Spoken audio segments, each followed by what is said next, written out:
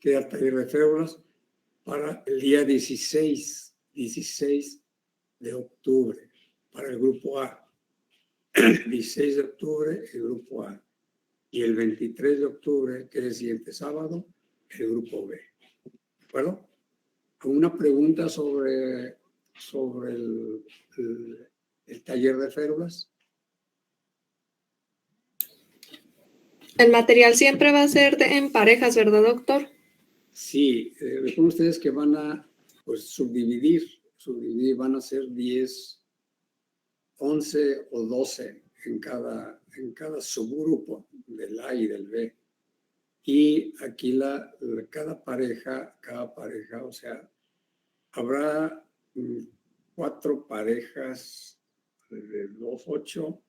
Pues a lo mejor sería algún grupo que van a ser de 3, ¿verdad? De 3, bueno, ya ustedes se distribuyen. Pero yo necesito 5 equipos. 5. Con 5 equipos vamos a trabajar, ¿verdad? Entonces ya ustedes se designan, se organizan la primera parte. Incluso, por ejemplo, podemos decir que del 1 al 12, Aguirre, Agundis, Alvarado, Arriaga, Bautista, Borrego, Cerón, Cortés, de la Rosa, Enríquez y Galaviz y Gaitán, va a estar de 8 a 10, ¿sí? Y aquí esos 12 se van a subdividir en 5 grupos. Guerrero, o sea, 13, Gutiérrez, 14, Guzmán, 15, Hernández, 16, Madrid, 17, Martínez Juárez, 18, Martínez Silva, 19, Ortiz Aguilar, 20, Peña Estala, 21, Ríos Castillo, 22 y Rivas Carrión. O sea, del 13 al 23, ahí también se subdividen en 5 y van a ser de 10 a 12. ¿Verdad? Sí, entonces ya les había dicho que por cada equipo de los 5 va a ser 2 vendas elásticas de 10, van a ser 3 rollos de guata de 10 y van a ser 3 rollos de yeso de 10. ¿Bueno? Entonces son, y un recipiente de agua, porque ahí es donde vamos a meter. Ustedes con bata blanca, su cubrebocas, su mascarilla y guantes. Ese va a ser el requisito. Y ese día, entrando, entregan su carta de consentimiento. ¿De acuerdo? La carta de consentimiento es individual, ¿verdad? Sí, miren, realmente ahí me comentaban que lo puedo hacer en global, pero más vale individual, pues ya tienen todos ustedes el formato. Entonces, pues individual, van entrando en varias sesiones.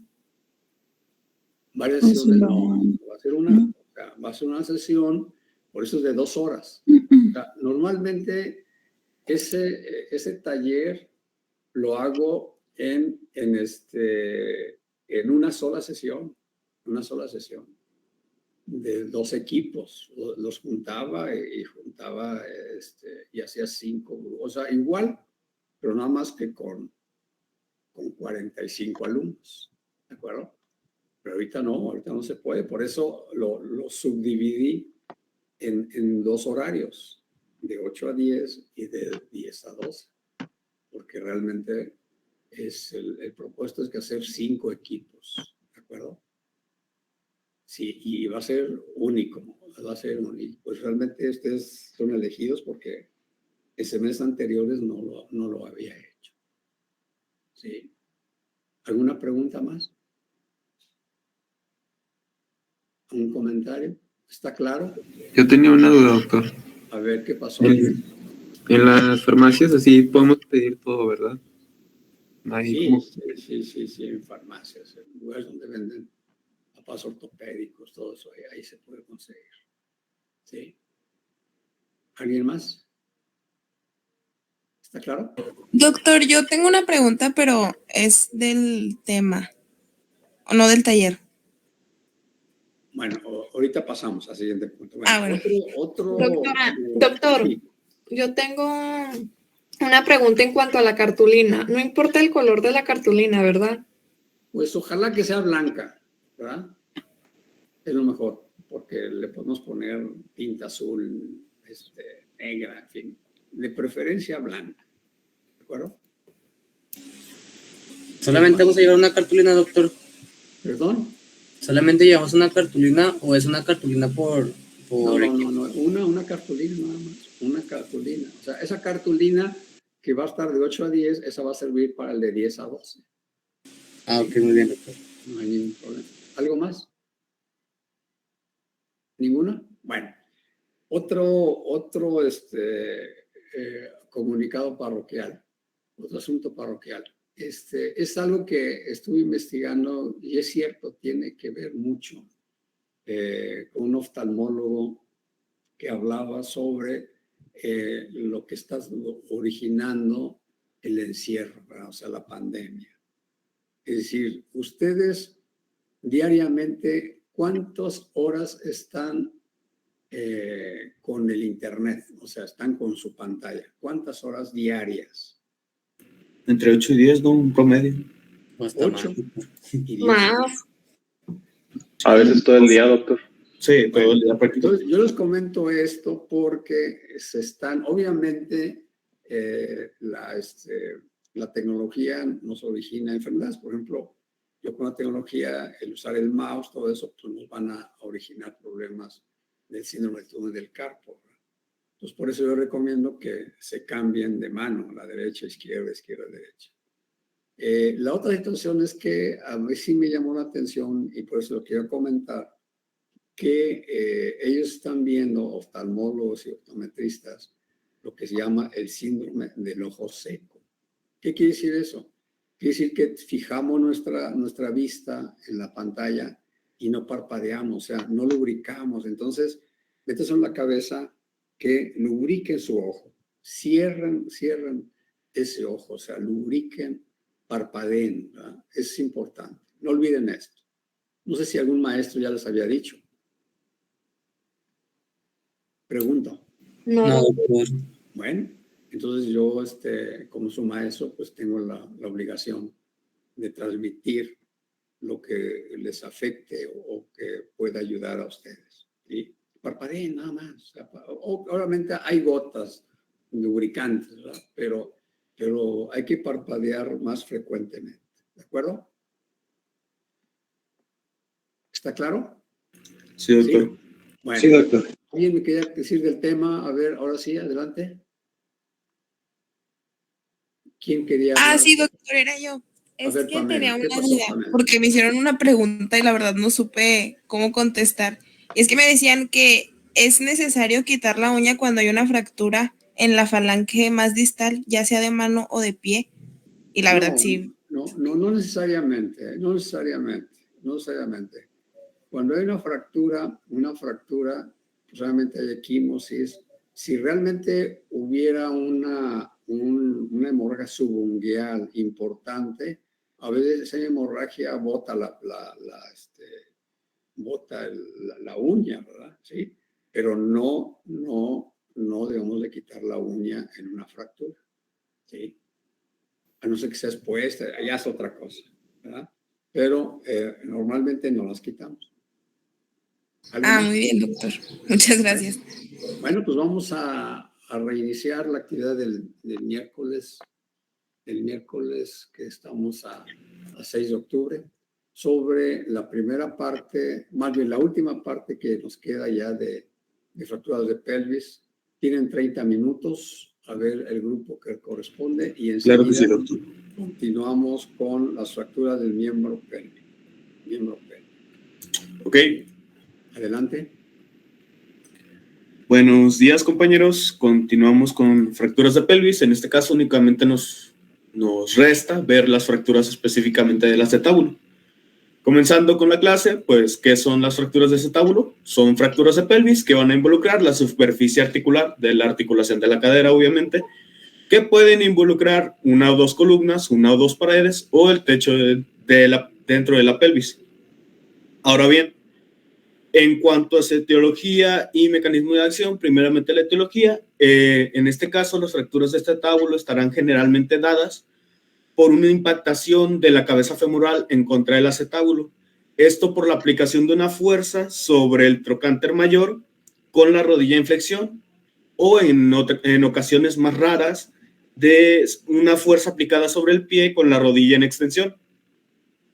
En cuanto al mecanismo de acción, veremos dos variantes, que en la primera sería el trauma de alta energía, que como su nombre refiere, pues se refiere a la aplicación de una gran fuerza. Esta se presenta sobre todo en pacientes jóvenes e incluye la carga axial del fémur, así como la caída desde la altura, colisión en vehículo motorizado y lesión por aplastamiento. La otra variante es el trauma de baja energía, el cual es más frecuente en pacientes de edad avanzada y sobre todo se asocia con degeneración ósea. Dentro de esta encontramos la fractura por insuficiencia.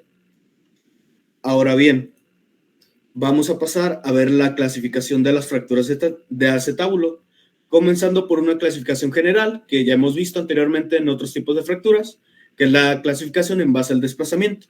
Recordando un poquito, pues tenemos clase A y clase B, donde la clase A se refiere a fracturas no desplazadas, que pues hace referencia a su vez a fracturas donde los fragmentos no presentan desplazamiento o este es menor a 1 milímetro.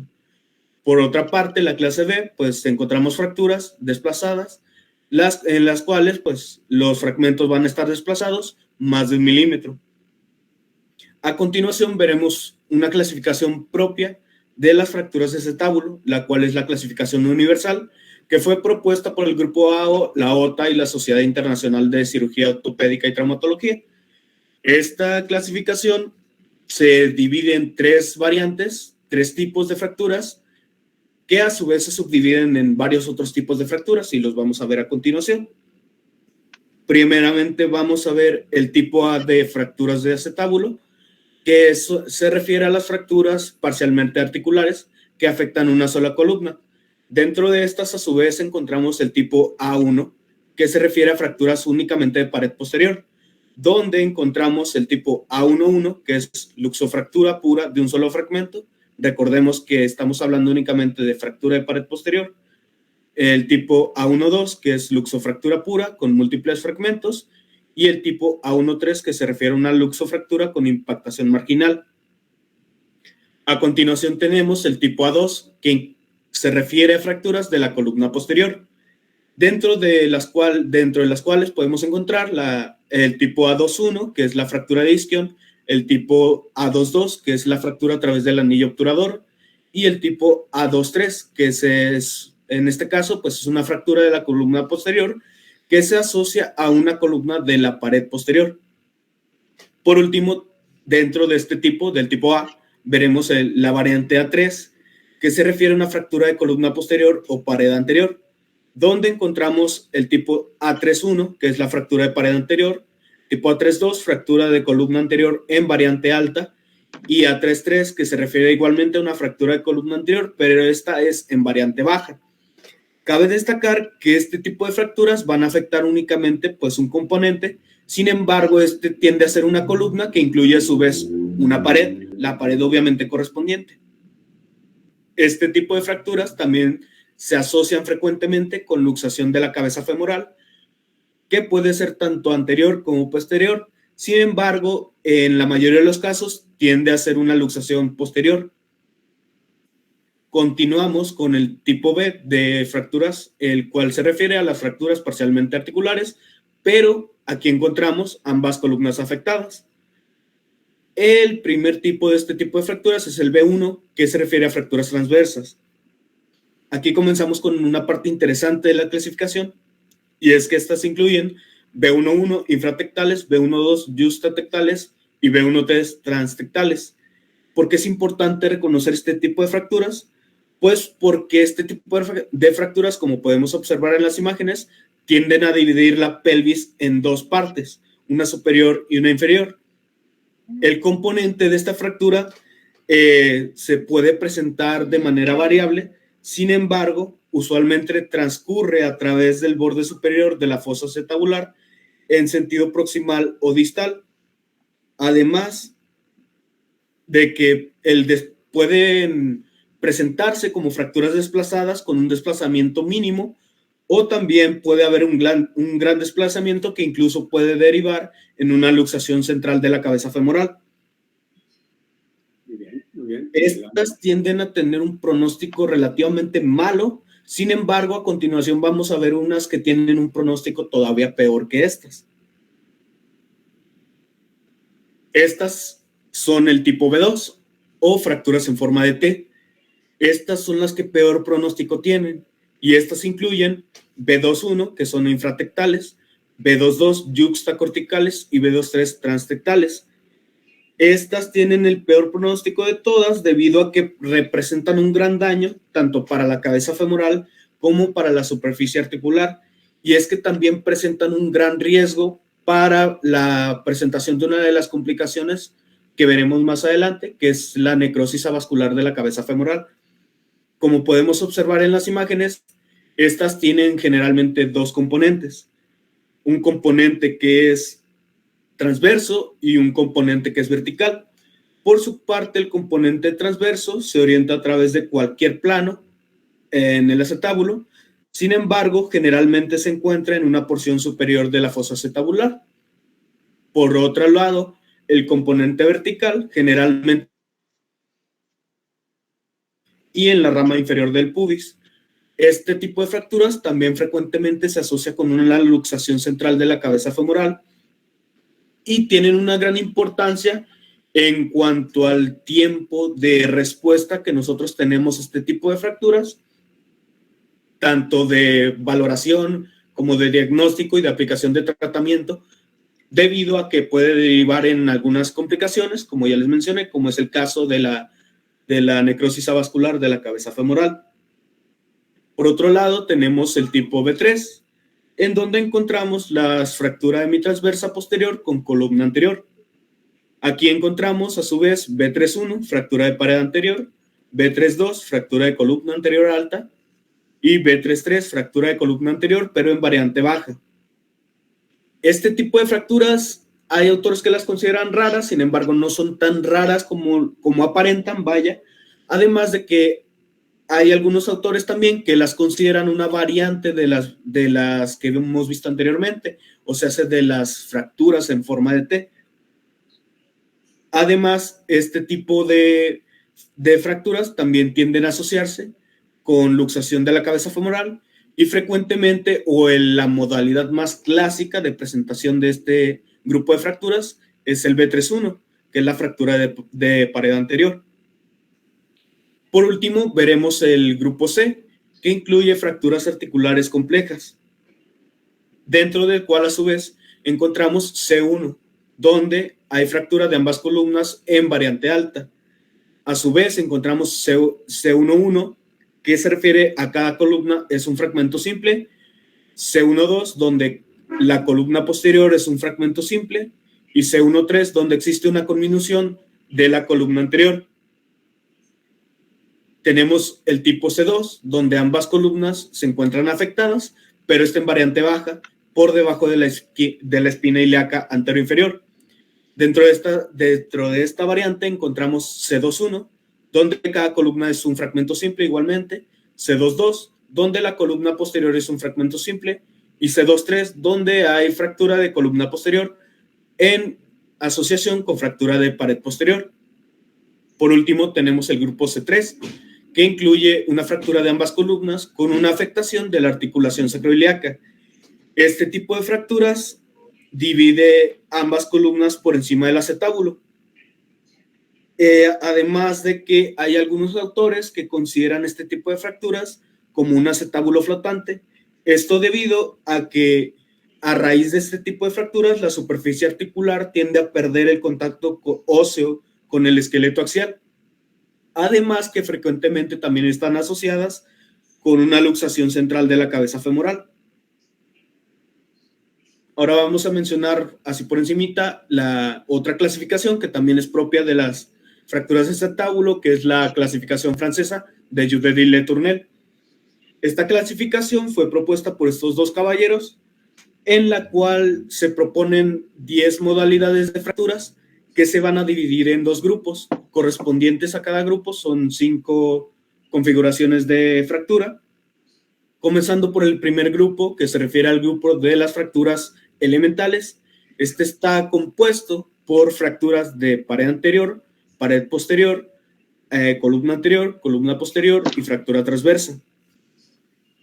El grupo, por otro lado, de las fracturas asociadas o compuestas, está conformado por las fracturas en forma de T, fractura transversa con pared posterior, fractura de columna posterior con pared posterior, fractura de ambas columnas en asociación y, por último, la fractura de columna o pared anterior con hemitransversa posterior.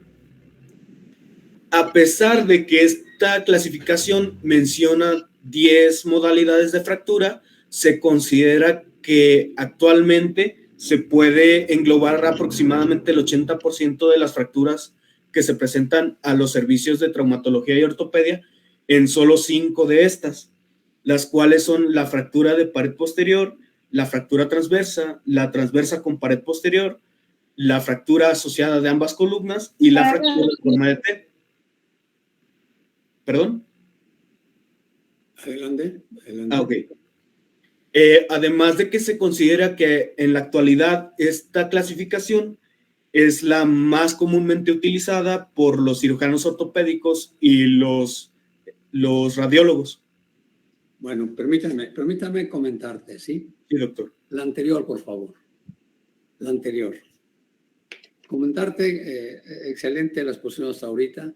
Realmente la AO, nada más comentarles, esa organización, Asociación Internacional de Osteosíntesis, AO, Asociación de Osteosíntesis. Esta asociación de osteosíntesis tiene su centro de operación en Berna, Suiza. En Berna, Suiza fracturas jóvenes a nivel internacional es una industria. Y obviamente esa industria está siempre con capacitaciones de muchas personas. Y ahí viene toda el área de lo que vienen siendo las fracturas a nivel mundial. La AO tiene representantes internacionales de ortopedistas en el mundo. Hay México, Estados Unidos, Canadá, en todas partes, y toda la información la concentran ahí en Berna, Suiza. En Berna, Suiza es un centro de investigación y además es un centro que está compuesto por ingenieros metalúrgicos, por biomecánicos, por traumatólogos, por físicos, por investigadores, etcétera, etcétera. O sea, es una infraestructura tremenda que existe ahí. Entonces, es por eso que ustedes ven ahí las clasificaciones A, B y C, C1.1, C1.2, todo lo que nos comentó su compañero. Pero definitivamente esto, ¿por qué? Porque realmente si yo opero un paciente con C1.1.1 y yo mando ese reporte preoperatorio, postoperatorio, ¿qué le hice? Ellos ya clasifican esa fractura, ¿cómo está? Perdón, caso clínico. Vamos a ir avanzando sobre eso.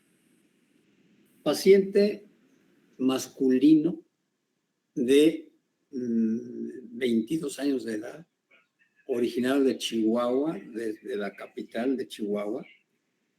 Nos envían al Centro Médico de Traumatología y Ortopedia, Torreón. Este paciente tuvo un accidente automovilístico. Iba en una pick-up en la parte de atrás, se volcó, salió volando, ¿sí?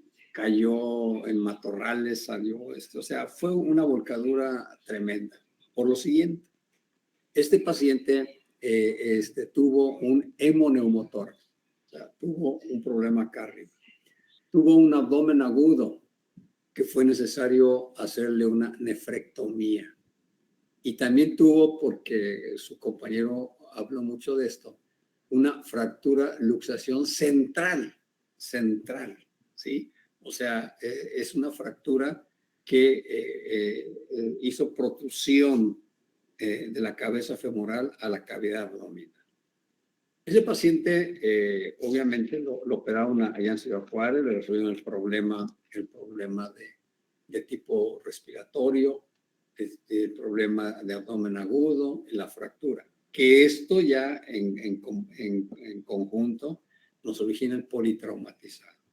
Es el tema que vamos a ver después de terminar las fracturas del miembro inferior.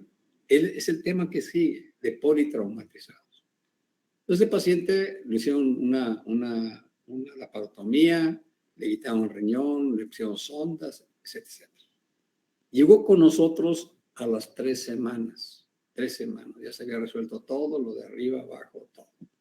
Entonces, ese paciente tenía una fractura de luxación central de la cadera izquierda. Ahí me lo rolaron, ahí me tocó. Entonces, yo entro, hago un abordaje anterior del acetábulo y saco la cabeza, ¿verdad? Porque estaba dentro de la cavidad. La saco, pongo en su lugar y le pongo placas en la pared anterior, pared posterior, etc. Bueno, este paciente yo lo estuve tratando como un año y medio. Porque una de las complicaciones que les va a decir seguro compañero es la coxartrosis. Pero aquí voy a aprovechar, porque incluso él ya hablaba algo sobre eso, de las luxaciones. Y había mucho ¿qué es una luxación, Mario Israel? ¿Qué es una luxación? Es cuando, sí, es una luxación. Es cuando ya no hay una comunicación de la articulación. Esos huesos que... Salmerón, ¿qué es una luxación? Es una incongruencia articular. Así nada más, ya lo habíamos dicho, ¿verdad? Es una incongruencia articular.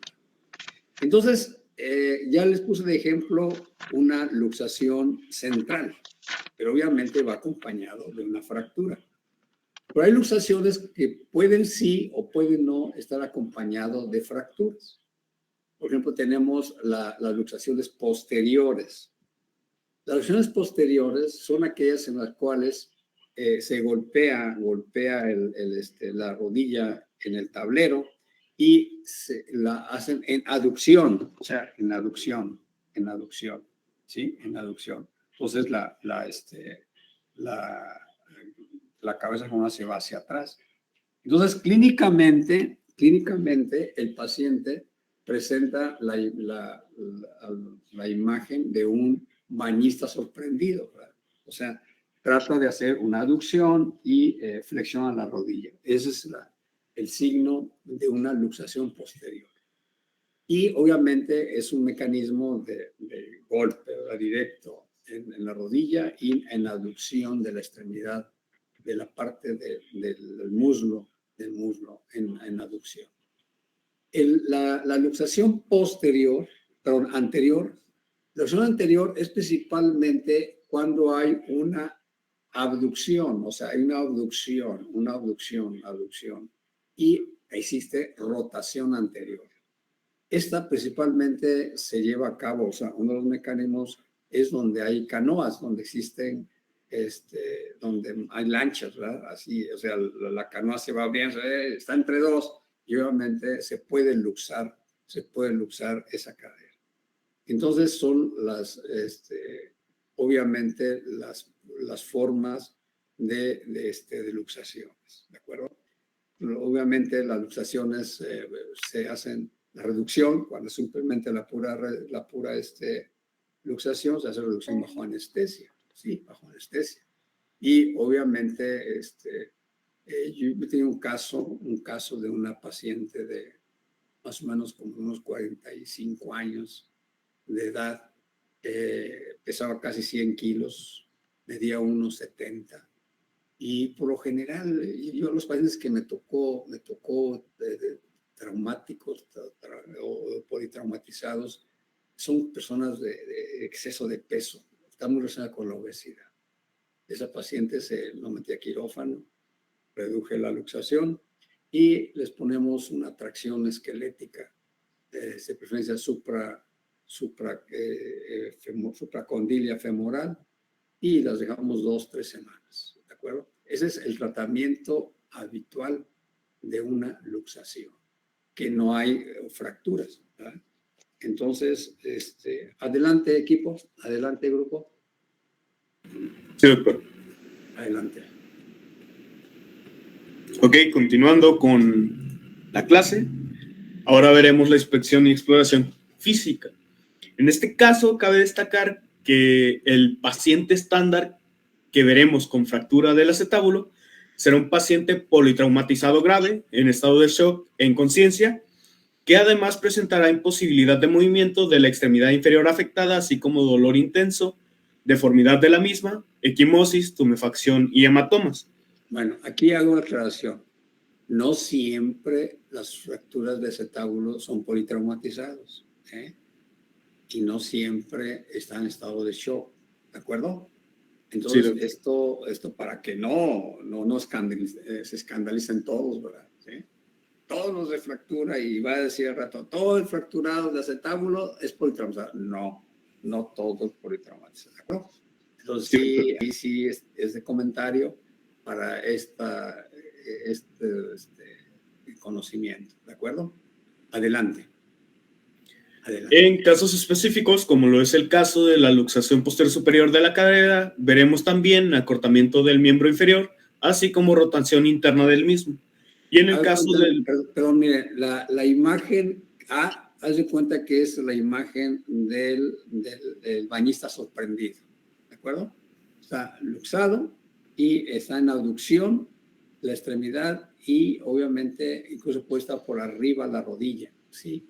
Esa es la famosa imagen del bañista sorprendido, ¿de acuerdo? Adelante. Y en el caso de una luxación central de la cabeza femoral, veremos desaparición de la prominencia trocanteria mayor, esto por debajo de la cresta ilíaca. Hagan de cuenta del paciente que yo les dije, hagan cuenta, esa fue la imagen, la que presentó su compañero. Adelante. Sí, doctor.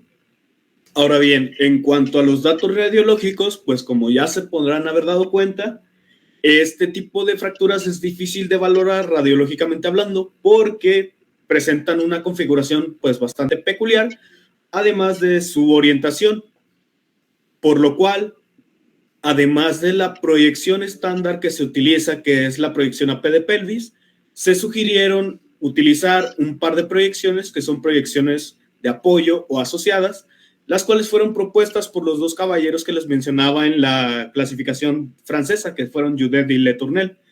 Estos dos caballeros sugirieron como proyecciones asociadas la proyección obturatriz oblicua y la proyección oblicua ilíaca. Estas dos proyecciones... Son dos, está bien, te agradezco que le diga caballeros, ¿verdad? Pero son dos ortopedistas. Está bien, está bien. Sí, doctor. Está bien. Bien, adelante. Claro que sí. Bueno, estas dos proyecciones pues las vamos a ver a continuación, además de que cabe destacar que en cada una de las proyecciones que vamos a ver deberemos identificar algunas estructuras con la finalidad de poder realizar la valoración de las fracturas. Comenzando por la proyección AP de pelvis, pues deberemos identificar el borde anterior del acetábulo, así como el borde posterior, el techo acetabular, la gota en lágrima y por último la línea iliopectínea, así como la línea ilioisquiática. Ahora bien, entrando con la primera de las proyecciones de apoyo, que es la proyección oblicua obturatriz, esta se obtiene colocando al paciente con rotación de 45 grados, elevando la cadera afectada y centrando el rayo en la articulación. Con esto nosotros podemos obtener una imagen del agujero obturador. Por eso es que se le denomina con este nombre a la proyección. Este tipo de proyección va a ser ideal para la valoración de fracturas tanto de pared posterior como de columna anterior, así como también la valoración de luxación de la cabeza femoral. En esta, nosotros deberemos identificar el techo acetabular, así como el borde anterior, el borde posterior y el reborde pélvico. Por último, dentro de estas proyecciones de apoyo, tenemos la proyección oblicuo-ilíaca o proyección alar. Esta proyección se obtiene colocando al paciente en rotación externa a 45 grados, elevando la cadera sana y manteniendo la afectada lejos del rayo, lo que centra el rayo en la articulación distal a la espina ilíaca anterosuperior. De esta manera podemos obtener la imagen en su totalidad del ala del ilíaco. Y esta proyección va a ser ideal para la valoración de fracturas de columna anterior o la fractura de ambas columnas. Aquí nosotros deberemos identificar el techo acetabular, la pared anterior, pared posterior, así como la escotadura ciática mayor y la lámina cuadrilátera. Ahora bien, pasando... Permítame, vamos a aprovechar. Regrésala, por favor. Ahí, deja. A ver, Anaí Juárez. Sí, doctor, dígame. ¿La oblicua alar y oblicua obturatriz? ¿Cómo, doctor? No lo escucho. ¿Viste bien lo que es la oblicua alar y la oblicua obturatriz?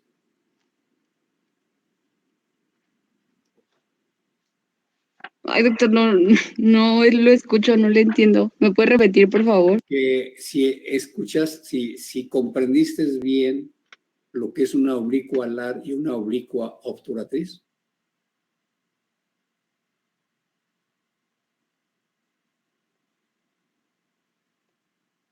¿No?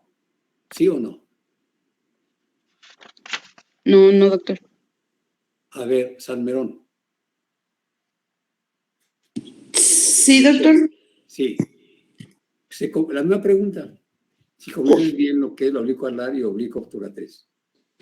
No. Bueno, miren. Si usted...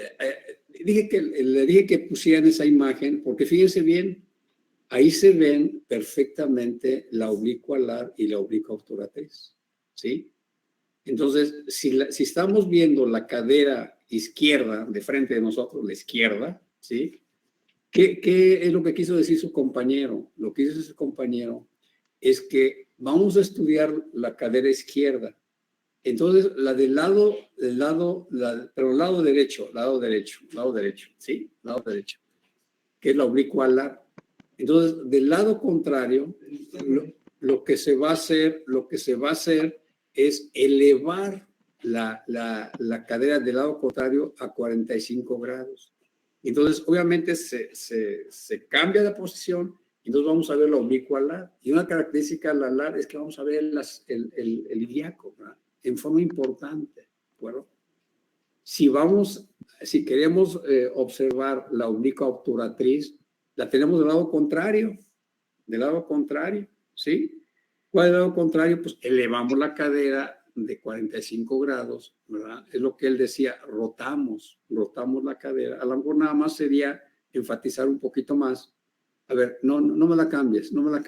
Déjame la misma, ahí. Sí, y entonces vemos ahí el agujero obturatriz. Entonces, es una oblicua, ¿sí? Obturatriz o la oblicua del lado izquierdo o derecho, como quieran verlo. Pero sí ven la diferencia. El ilíaco casi no lo vemos muy poco, ¿de acuerdo? Sí, vemos las escotaduras, vemos otros elementos. Pero aquí lo importante de esto, jóvenes, es que ustedes, que un paciente que llega a urgencias y esté sospechando una fractura de acetábulo o una luxación de acetábulo, Rafael, 3 posiciones básicas: la anteroposterior, oblicua alar y oblicua obturatriz. Y de esa manera vamos a tener la imagen correcta y completa del acetábulo. Obviamente, a veces, a pesar de eso, no llegamos al diagnóstico 100%. Entonces, eso es lo que a mí me encantaba cuando yo tenía a sus pacientes, pedirles la famosa tomografía de tercera dimensión. De tercera dimensión, ahí ve uno todo. Y le dice uno al técnico, ¿sabe qué? Quítame el fémur, y se lo quita. Quítame el isquion, lo quita. Entonces, realmente, como que estuviéramos ya adentro operando al paciente. Eso es importante, ¿por qué? Porque nosotros cuando operamos un acetábulo tenemos que planearlo. Hay que planear. O sea, ¿con qué voy a entrar? ¿Qué técnica voy a realizar? ¿Sí? Y eso es lo que los cánones de la cirugía ortopedia y traumatología nos ponen como básico. Planea lo que vas a hacer. Lleva el plan A, el plan B o un plan C, porque ya cuando está uno adentro, Diosito, ¿verdad? Ayúdame a este animalito, ¿verdad? Porque estamos ahí ya en los hechos. ¿De acuerdo? Adelante, equipo. Muy bien. Sí. Doctor, ¿Sí? era oblica obturatriz y oblica larga. Y oblicuo obturatriz, así es. ¿Alar? Alar, que es donde vemos el de la oblicua ilíaca, ¿verdad? Lo que se llama oblicua alar, y la oblicua obturatriz. Ok, gracias. Adelante, equipo, adelante. Sí, doctor. Bueno, continuando con la clase, tenemos el tratamiento que, como siempre, vamos a dividir en conservador y quirúrgico. Primeramente vamos a ver el conservador, el cual va a variar dependiendo si vamos a tratar una fractura sin desplazamiento o con desplazamiento. En el caso de una fractura sin desplazamiento, el tratamiento constará de reposo en cama, además de marcha con muletas sin apoyo durante aproximadamente 2 meses. Por otro lado, en el caso de una fractura con desplazamiento, primero deberemos de inducir al paciente a un estado de anestesia, esto con la finalidad de pasar al siguiente rubro, que es la reducción de la luxación, esta mediante tracción y manipulación. A continuación, como ya les comentaba el doctor anteriormente, ya lo comentó, pues aquí deberemos practicar una tracción esquelética supracondilia femoral.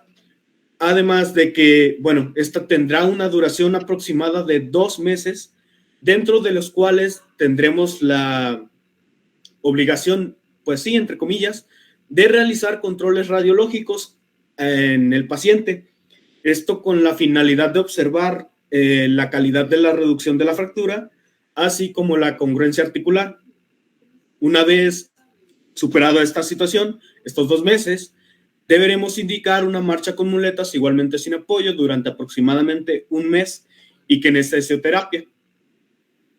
Por otro lado, tenemos... Te voy a comentar, en relación a la tracción esquelética, si es exclusivamente pura luxación, exclusivamente 3 semanas, ¿de acuerdo? Si ya es una fractura de luxación, ya las cosas cambian, ¿verdad? Adelante. Muy bien, doctor. En cuanto al tratamiento quirúrgico, pues las indicaciones van a constar de las siguientes: un gran desplazamiento que implique más de 2 milímetros dentro de la cúpula acetabular, inestabilidad de la cabeza femoral, fragmentos intraarticulares, interposición de tejido blando entre los fragmentos, así como también la falta de la congruencia entre ambas columnas, inestabilidad de la cabeza femoral e impacto marginal de la superficie articular. Por su parte, el tratamiento quirúrgico va a constar de un acceso directo con la finalidad de realizar la reducción anatómica de los fragmentos y una osteosíntesis mediante tornillos y placas maleables para huesos planos. Aquí, por ejemplo, se puede ver en la imagen la aplicación de esta situación. Y pues pasaríamos ya a lo que es el pronóstico y las complicaciones. Primeramente, pues el pronóstico, en el cual podemos afirmar que es relativamente bueno para la vida, porque solo el 15 al 20% de las fracturas de acetábulo representan como tal un riesgo para la vida del paciente. Sin embargo, ya cuando hablamos del rubro estético y funcional, pues veremos que deberemos de tomar algunos factores en cuenta, como lo es el tiempo en el que realizamos la valoración, el diagnóstico, así como la aplicación del tratamiento, y que este sea el adecuado, y no solo esto, sino que pues el paciente tenga una buena respuesta ante este. Todas estas situaciones van a jugar un papel importante en cuanto a la determinación de la estética y función futura del paciente. Por último, veremos las complicaciones, las cuales van a incluir, pero no se limitan a las siguientes. Primeramente, pues la parálisis ciática, que puede estar derivada de una lesión en el nervio ciático. Esto generalmente se observa en fracturas de columna posterior. fracturas desplazadas de columna posterior. También podremos observar en casos más raros lesión del nervio crural, pero pues es muchísimo más frecuente la parálisis ciática derivada de una lesión en el nervio ciático. También tenemos la necrosis de la cabeza femoral, como yo les comentaba. También una parálisis del ciático puede ser una luxación posterior de la cabeza femoral. ¿Aquí sigue? Adelante. Sí, doctor. Pues necrosis de la cabeza femoral, ya lo comentábamos anteriormente, es una situación que ya hemos visto en otras clases y pues es una situación sobre todo derivada del tiempo en el que se realiza la reducción de la luxación. Por otro lado, tenemos osificaciones heterotópicas, que pues como su nombre refiere, pues es la aparición de tejido óseo en tejidos blandos. Sobre todo tiende a presentarse en pacientes jóvenes. Y por último tendríamos la artrosis postraumática, la cual se considera la complicación más frecuente en los pacientes y esta es sobre todo frecuente en aquellos pacientes en los que se ha realizado la reducción de manera inadecuada. Y pues hasta aquí sería todo por nuestra parte. Sería todo por parte de la clase. Muy bien. ¿Cómo te apellidas? Guzmán Esparza, doctor. Guzmán. Muy bien, Guzmán. Felicidades. Muchas gracias. Felicidades a todos. Felicidades, muy bien, excelente. Bueno, ¿algún comentario que quieran hacer? ¿Algún comentario? Yo tengo una pregunta, doctor. Sí, a ver, Carlos, ¿qué pasa? Nosotros como médicos generales, ¿qué se supone que tenemos que hacer si vemos que pues la luxación ya tiene fractura? ¿Lo tenemos que canalizar directamente a ortopedia o podemos hacer algo? La luxación ya tiene fractura. A ver, ¿cómo está eso? A ver. ¿Que tiene fractura y luxación? Sí, así es. Bueno, fíjense bien. Si ustedes están en un servicio de urgencias, y realmente les llega un paciente que está sospechando una fractura de luxación de acetábulo, lo primero, radiografías. ¿Sí? ¿Qué es lo que tienen que hacer? Radiografías anteroposterior, alar y obturatriz. Y si yo llego y ya se pidió en todo eso y lo tienen, pues felicitan de urgencias, ¿verdad? O sea, porque eso es lo que yo tendría que pedir, ¿sí? Entonces, obviamente, ya de inmediato ya pasa a valoración con el especialista, ¿sí? Para que realmente, ¿qué le va a hacer? ¿Sí? Si es una luxación y pudiera haber alguien que lo cede ahí en urgencias, ahí se puede hacer la reducción. Si no, no lo toques, ¿sí? Hasta ahí llegas. Esta es la función de un médico de primer contacto, ¿sí? ¿De acuerdo? O sea, no te vas a operar, nada. O sea, hay que poner los límites para evitar ciertas situaciones. Tu función es hacer el diagnóstico 100% de lo que tienes ahí enfrente, que es un paciente, y nada más. ¿De acuerdo? Pues dar analgésicos, canalizarlo, signos vitales, o sea, todo lo general. ¿De acuerdo? ¿Sí? Ok, doctor, gracias. ¿Alguien más? Doctor, entonces nada más para aclarar, la oblicua obturatriz es la que se va a elevar la cadera sana, se va a rotar y elevar a 45 grados la cadera sana, y la oblicua ilíaca es la cadera afectada, ¿verdad? A ver, vamos por partes. Yo tengo una luxación de la cadera derecha. O sea, voy a estudiar un acetábulo del lado derecho.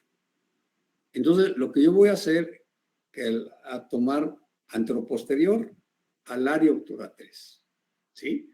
Entonces, el técnico sabe que la fotografía va a ser en la cadera derecha, ¿de acuerdo?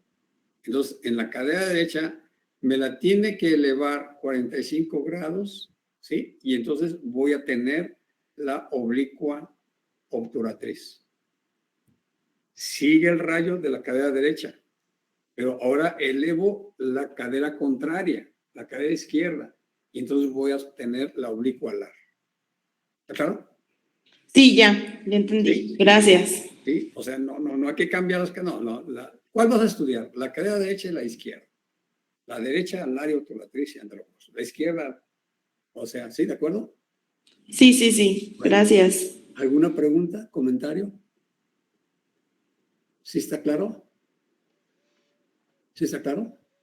Bueno, nada más Sí, les voy a comentar un caso clínico, que es lo que ustedes van a ver. Paciente de la tercera edad, aproximadamente 70 años de edad, sufrió una caída en su casa, así en sentido hacia adelante, y obviamente tenía un gran dolor en la pelvis. Entonces llego, la exploro, ¿sí? No olviden que hay que explorar a los pacientes, hay que hacer compresión en los ilíacos, hacia afuera, hacia adentro, ¿sí? Y nunca olviden a nivel de la sínfisis del pubis, en la sínfisis del pubis, ahí hacerle presión.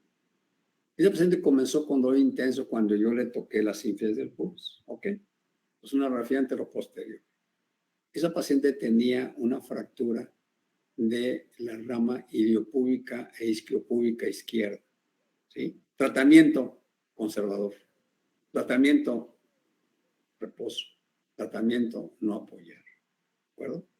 Y esos pacientes con estas, claro, si no están muy desplazadas las fracturas, están alineadas habitualmente, tratamiento conservador y mínimo unas 6-8 semanas de reposo, ¿sí?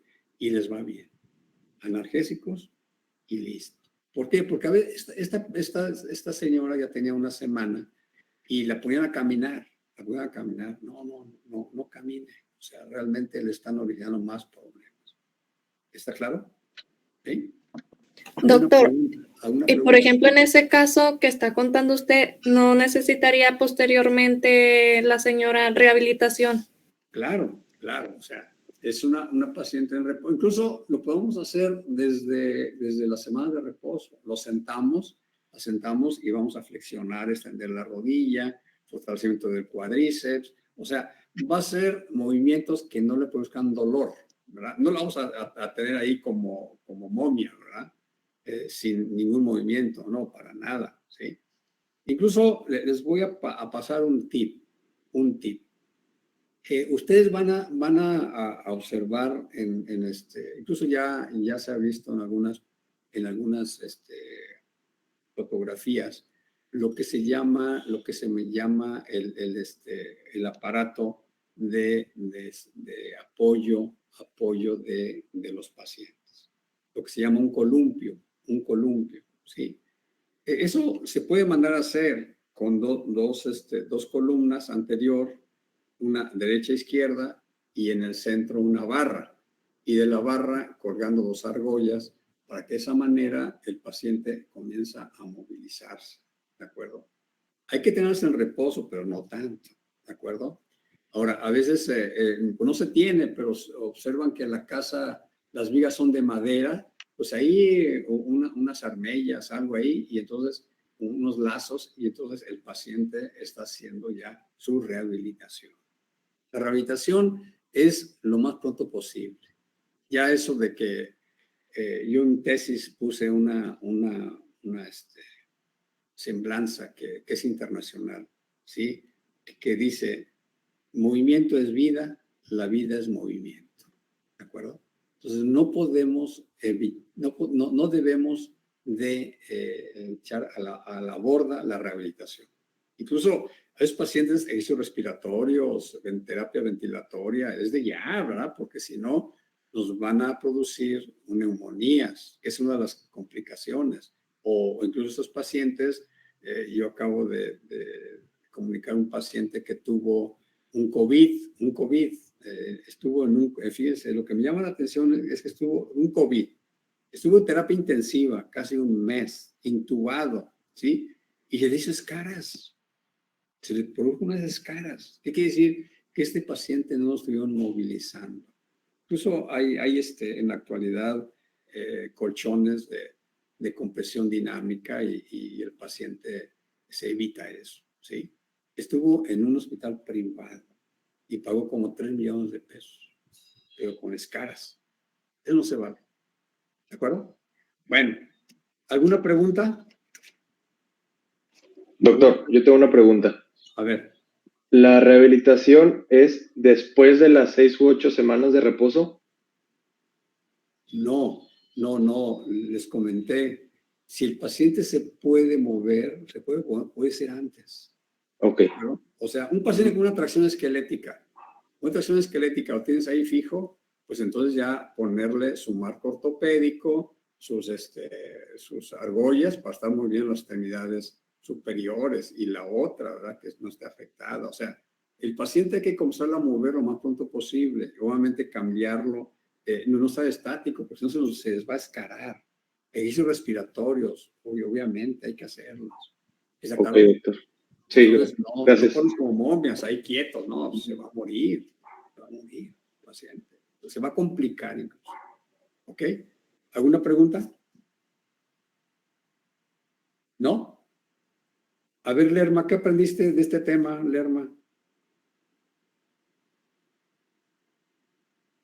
Más que nada, aprendí ciertos términos y, por ejemplo, se me quedó mucho lo de los estudios de imagen, que siempre hay que enfocarnos en cuando sospechemos de alguno de los problemas mencionados, pues irnos con las proyecciones anteroposterior, oblicua alar y oblicua obturatriz, y también sobre algunos signos, por ejemplo, lo que mencionó del bañista sorprendido, y en general también el tratamiento, pues siempre intentar ir por lo conservador y luego por lo quirúrgico, obviamente tener los límites de saber canalizar y hasta dónde llegar.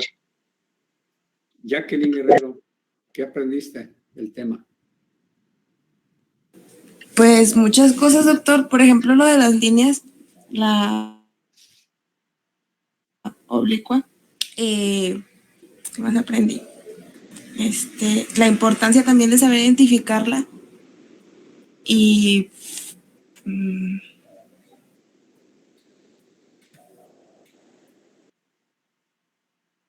Bueno, muy bien. ay, perdón, es que hicieron ruido. Pero sí se aprende muchas cosas, doctor. Muy bien, muy bien. A ver, Lilia Hernández, ¿qué aprendiste? Lilia. Pues al igual que mi compañera, la oblicua obturatriz y la alar, esas no las conocía. Y cuando estaba leyendo sobre la clasificación de las fracturas de la pelvis no lo tenía tan claro y ya en la clase pasada cuando lo volvimos a ver ya me quedó claro, que es la clasificación de Tyle o Tyle, no sé cómo se pronuncia. Tyle. Ah, ok. Muy bien, muy bien. A ver, Ricardo Gutiérrez, ¿qué aprendiste? No tiene luz, doctor. Tiene luz, qué lástima. Uh-huh. A ver, Alan. ¿Qué aprendiste, Alan? Sí, doctor. Bueno, pues al igual que mis compañeras, yo tampoco conocía las oblicuas, la alar y la obturatriz. También aquí pues me quedó claro, otro ejemplo, el que usted nos dio, otro ejemplo de la radiografía de tercera dimensión. No la había visto pues tan enfocada así como tan aterrizada a un caso clínico. Bueno, pues vamos a iniciar ya. Fracturas de miembro pélvico, fracturas del miembro inferior. ¿Sí? Fracturas del miembro inferior. Adelante equipo, es el equipo B, 3B. Adelante. ¿Ya están preparados? Sí, doctor. Adelante. Miembro inferior o miembro pélvico, es lo mismo, no sé, es sinónimo. Adelante. Bueno, buenos días, compañeros. Nosotros somos el equipo. Permítame. Ana Lilia, Gloria del Carmen, David Alejandro, Salma Michelle y José Carlos Reina. Muy bien.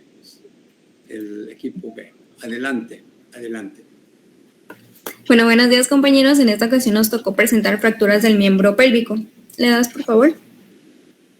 Para comenzar, vamos a abordar lo que son las fracturas de la extremidad superior del fémur. Y aquí, como una pequeña introducción, estas tienen lugar en pacientes jóvenes por traumatismos de alta energía, habitualmente en accidentes de tráfico o por caídas de cierta altura.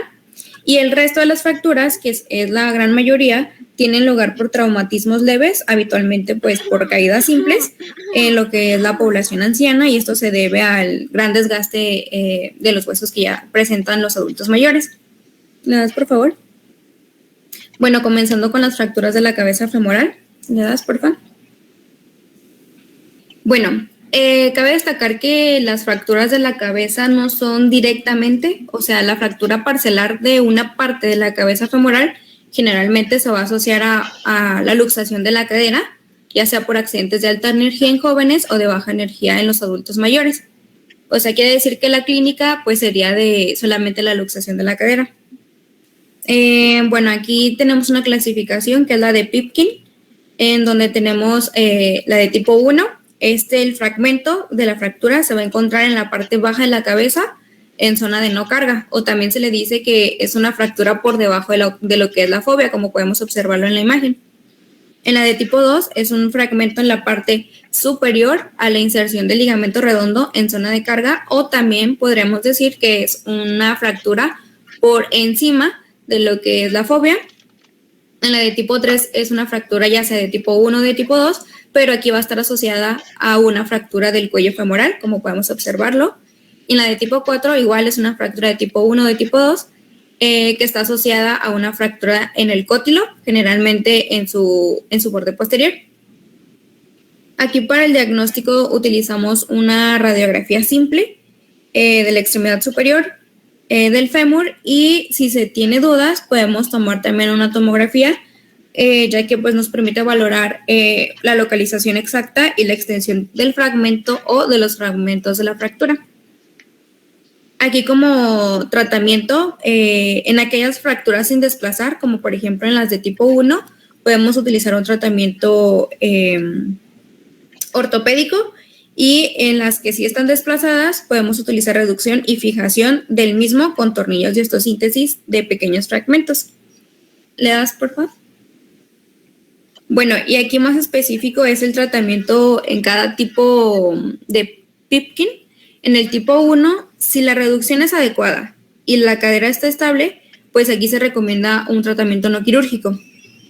Por el contrario, si la reducción no es adecuada, pues aquí sí se va a recomendar una reducción abierta y una fijación interna con pequeños tornillos, con un abordaje anterior. En la de tipo 2, generalmente el tratamiento de elección va a consistir en una reducción abierta y fijación interna, igualmente también por un abordaje anterior o también de Smith-Peterson, y les puse una imagen para que lo puedan observar. ¿Le das, porfa? En la de tipo 3, bueno, aquí sí, en los pacientes jóvenes se debe de realizar una reducción abierta urgente con fijación interna del cuello del fémur, seguida de una fijación interna de la cabeza del fémur. Y aquí se puede utilizar un abordaje anterolateral o de Watson-Jones, y es la imagen que les puse ahí. Y en la de tipo 4, pues aquí es necesaria una fijación interna en la fractura de la cabeza del fémur, incluso en fracturas no desplazadas, para permitir una movilidad precoz de la cadera, pues aquí recordando que aquí está fracturado lo que es la cavidad cotiloidea. ¿Le das, por favor? Bueno, y eso sería todo por las fracturas de la cabeza femoral. Ahora pasamos a las del cuello femoral. ¿Le das, por favor? Bien. Bueno, aquí vamos a observar, la clínica del paciente con una fractura del cuello. Al explorar la pierna afectada podemos observar que está acortada y está rotada de manera externa, ya que la fractura permite que el cuerpo del fémur se mueva con independencia de lo que es la articulación de la cadera, lo que significa que el psoas ilíaco y pues la gravedad van a rotar el fémur de forma externa, en vez de rotar la cadera de forma medial. Es por eso que ahí en la imagen podemos ver un acortamiento de la extremidad izquierda, y está también rotado externo. También. Ahora, para ver las clasificaciones de las fracturas del cuello, pues tenemos una según su localización anatómica. Se pueden clasificar en fracturas subcapitales, que están justo al borde de lo que es la cabeza del fémur. Las fracturas transcervicales, que están en el centro del cuello. Y las fracturas basicervicales, que están en la base del cuello. También tenemos otro tipo de clasificación, que esta más que nada es una clasificación anatomoradiológicamente, que es la clasificación de Garden. Aquí en la de tipo 1, es una fractura no desplazada, como lo podemos observar, está incompleta y está impactada en valgo. Y aquí tiene un ángulo de desplazamiento del 30%. En la de tipo 2 es una fractura, como podemos observar, esta ya está completa, pero no está desplazada, con una inclinación de 50 a 60 grados. En la de tipo 3 es una fractura completa, podemos ver que está parcialmente desplazado y está impactada en varo y generalmente en retroversión. Aquí su ángulo es mayor de 60 grados y en la de tipo 4 podemos observar que ya es una fractura completa con un desplazamiento total. Igualmente su ángulo es mayor de 60 grados. Bueno, aquí nada más para aprovechar esas imágenes de esta clasificación. Mi experiencia me ha enseñado que a veces hay dudas en los diagnósticos. Por lo siguiente, un paciente puede tener una fractura, la tipo 2, una tipo 2, que puede estar mínimo desplazada, pero está impactada. Y fíjense bien, este paciente que esté impactada les va a llegar caminando y va a decir, este señor no tiene fractura, no para nada. Entonces realmente porque está impactada y les puede dar dolor, pues les hagan flexión, rotaciones de la cadera, pues algo de dolor, ¿verdad? Entonces no se vayan con ese criterio, ¿de acuerdo? O sea, cuando hay duda de una fractura impactada y que realmente no hay otra sintomatología, porque a veces el paciente puede tener el cuadro clínico, puede tener dolor en la rodilla, en la cara interna. ¿Por qué va a tener dolor en la rodilla, Evelyn Arriaga? ¿Por qué? Y la fractura está en la cadera, está interarticular. Pues podría ser por, no sé, que haya la rotura de algún músculo y que se lleve consigo alguna inserción que tenga en la rodilla. Este es un signo que lo van a observar y es por irradiación. O sea, va a tener una compresión del nervio obturador externo y se va a irradiar hasta la rodilla. Entonces, orientación. Si llega un paciente que tiene dolor de la rodilla, le sacan radiografía de la rodilla y no encuentran nada, váyanse a la cadera. ¿De acuerdo? ¿Sí? Y no tiene nada. No, sí, no tiene nada. Ahí, ¿verdad? Pero sáquenle radiografías de la cadera. A lo mejor en la cadera van a encontrar la tipo 2, ¿sí? La tipo 2 que a mí frecuentemente me llegan en lo privado, ¿sí? Lo vieron en el ISSSTE, en el seguro, en un hospital institucional, lo vio X persona y dice, no tiene nada. Si usted tuviera dolor, si estuviera fracturado, ni caminaría, ¿verdad? Aguas, cuidado con ese concepto. Entonces, esos pacientes llegan impactada la cabeza. Cuando hay dudas, ¿qué vamos a hacer? Lo que vamos a hacer es un poco de tracción y vamos a darle rotación externa y una radiografía. Después una rotación interna y otra radiografía. O vemos que que está bien impactada, entonces la citamos en 2-3 semanas, le damos otra radiografía y seguro ya se va a observar. ¿Por qué? Porque ya va a estar haciendo la consolidación esa fractura. Entonces se va a reabsorber el trazo de fractura. ¿De acuerdo? Entonces, es un tip que se los doy para que ustedes lo tengan presente. Adelante, equipo. Sí, de hecho mencionaba que podían presentar dolor y podían llegar caminando. Bueno, ¿le das a lo siguiente, por favor? Adelante. Bueno, aquí en el lado izquierdo les adjunté una imagen de fractura subcapital desplazada del cuello femoral. Ahí como lo podemos observar, se encuentra desplazado. Y del lado derecho es una fractura transcervical, o sea, a la mitad del de lo que es el cuello femoral y también se encuentra desplazada. Podemos observar que pues la cabeza femoral mantiene su relación todavía con la pelvis, pero el fémur tiene rotación, lo podemos observar en rotación. ¿Le das, por favor? Ahora vamos a pasar al tratamiento.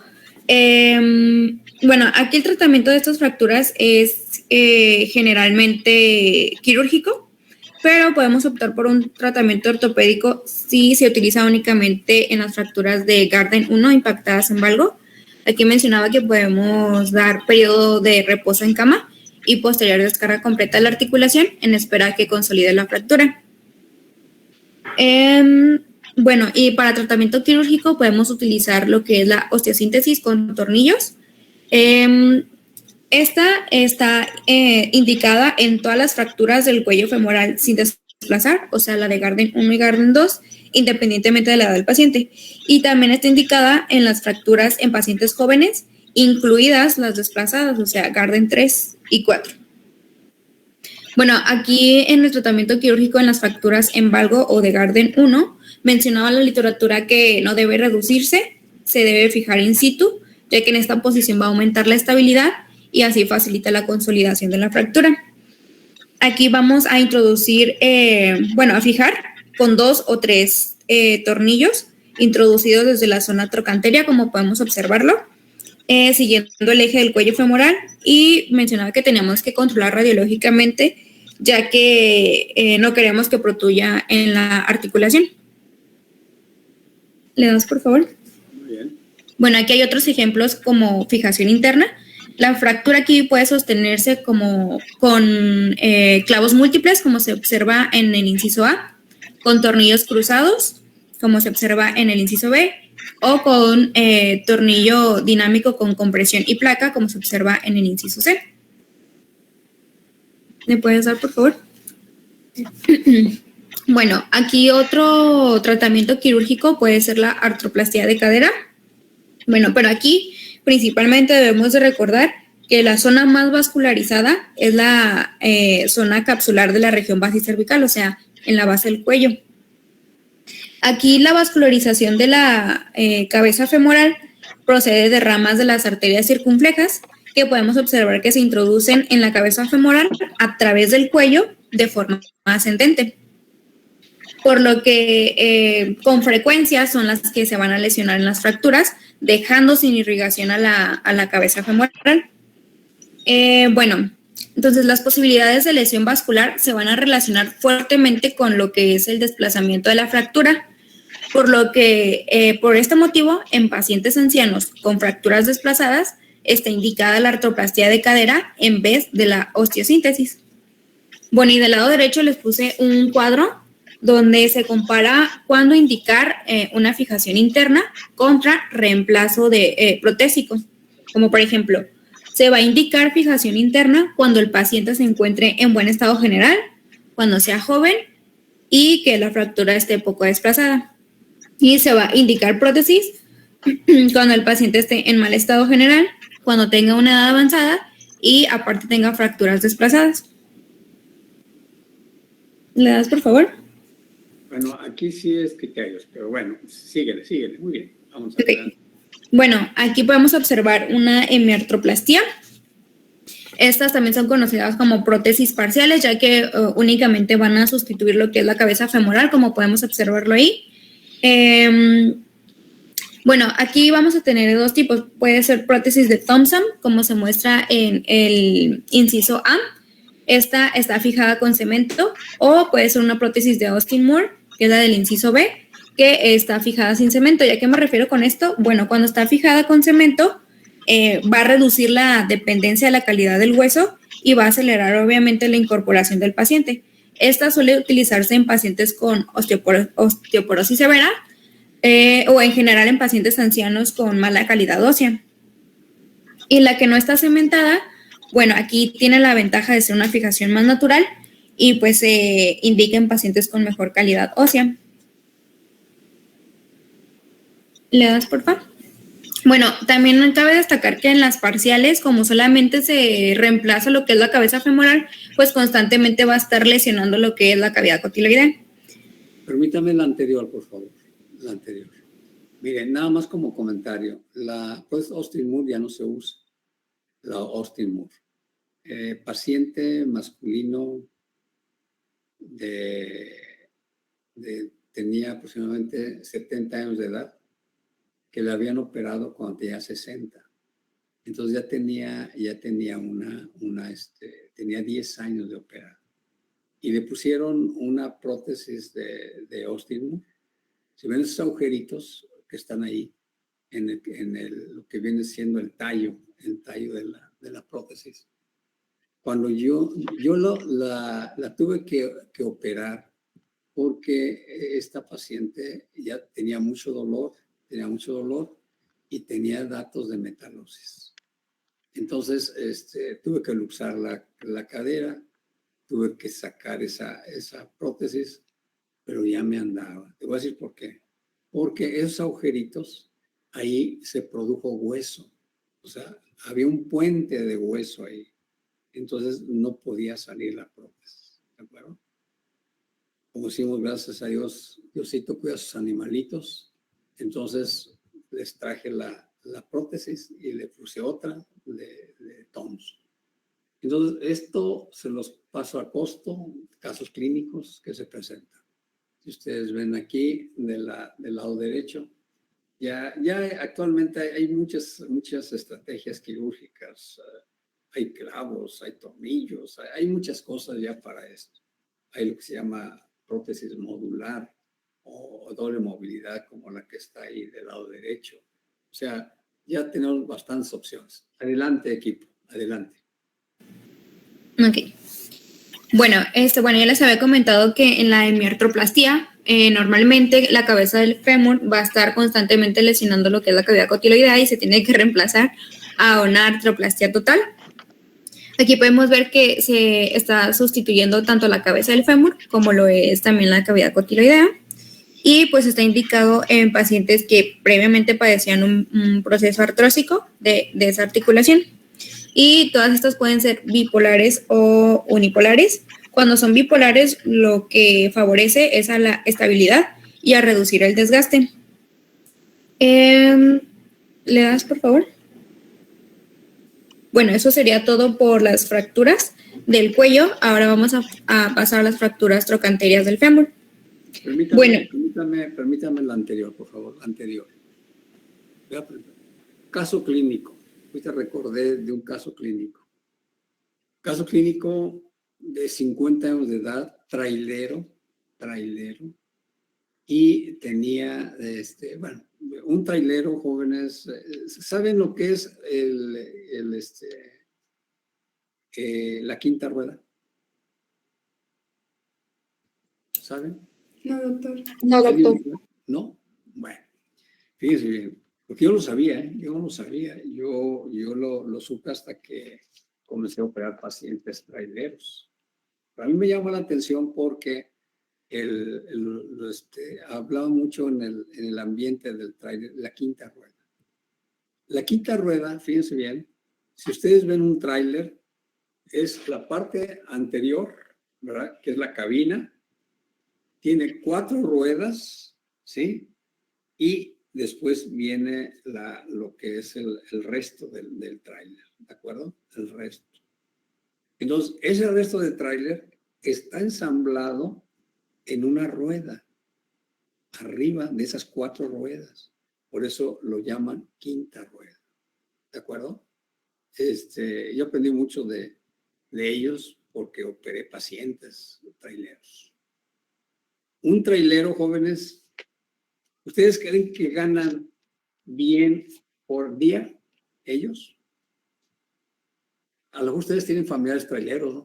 No, en su mayoría ganan dependiendo de los viajes que metan. ¿De los qué, perdón? De los viajes que hagan. Del kilometraje. Ellos ganan por kilometraje, ¿de acuerdo? Y les voy a decir, este caso clínico, paciente de 50 años de edad y tuvo una fractura transcervical femoral del lado izquierdo. Entonces, cuando yo veo sus radiografías, oh sorpresa, yo veo que esa cadera estaba destruida, tenía una coxartrosis. Entonces el paciente, pues sí le dolía, pero seguía en la actividad. Entonces cuando yo veo esa radiografía, ¿qué es lo que hago? 50 años, ¿sí? 50 años. ¿Qué es lo que hice?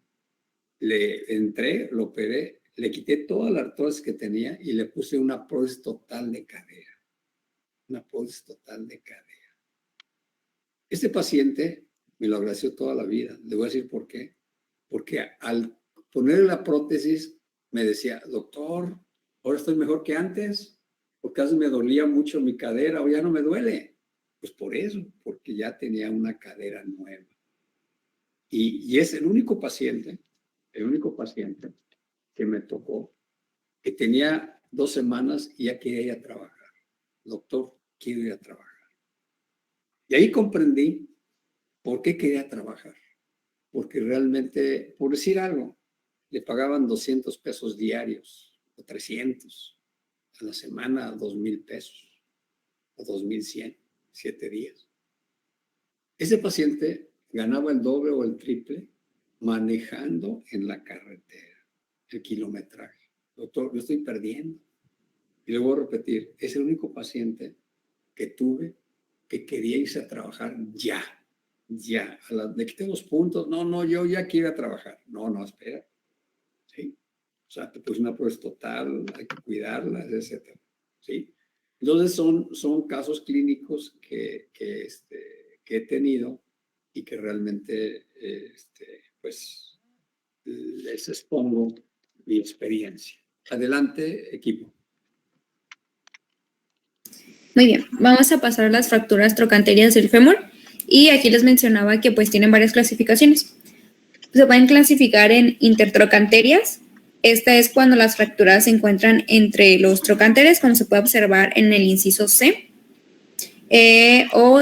También se le llaman pertrocanterias cuando la fractura se encuentra a través de ambos trocánteres, como se observa en el inciso B. Las subtrocanterias, estas van a estar distales a nivel del trocánter menor.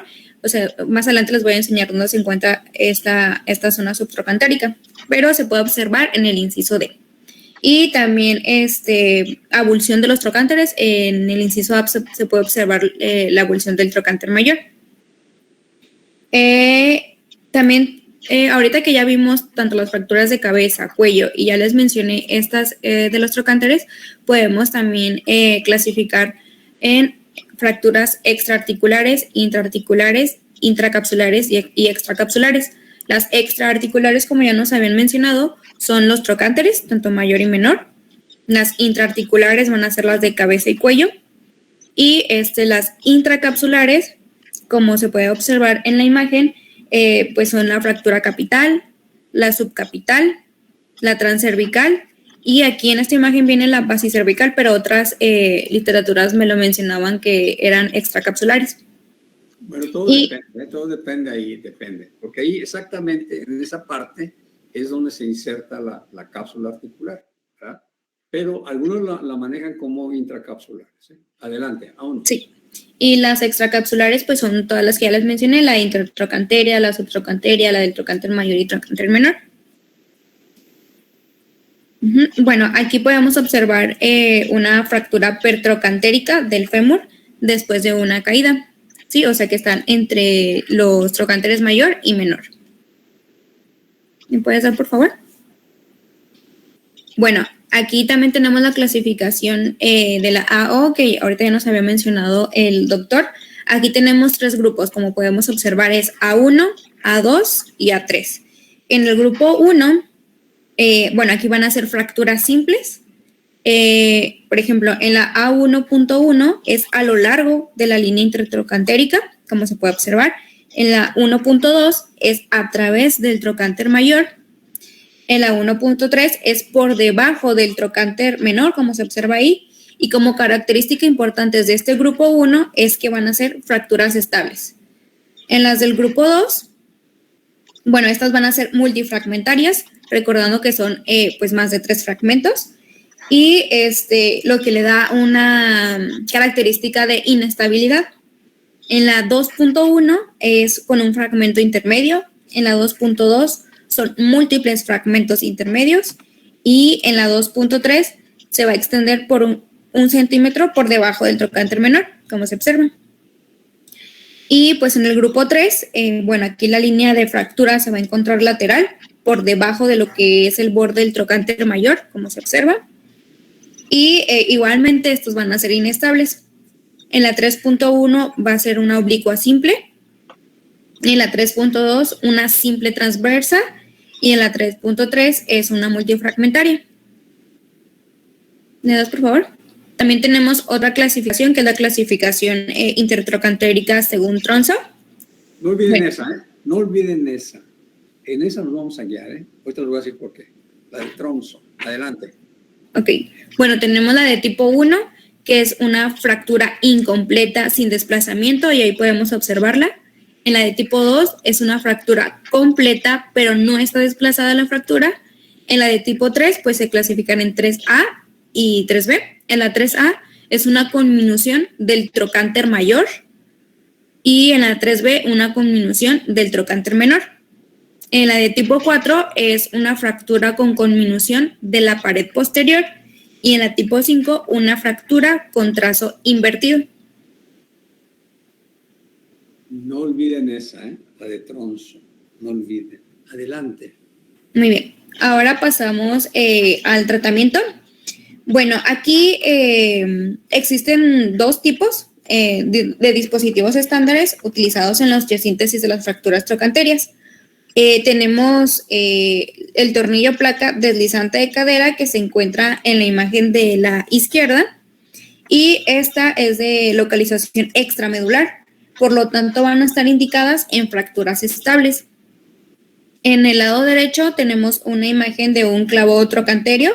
Esta consiste en un clavo endomedular asociado a un tornillo cervical, por lo tanto va a estar indicado este tratamiento en fracturas inestables.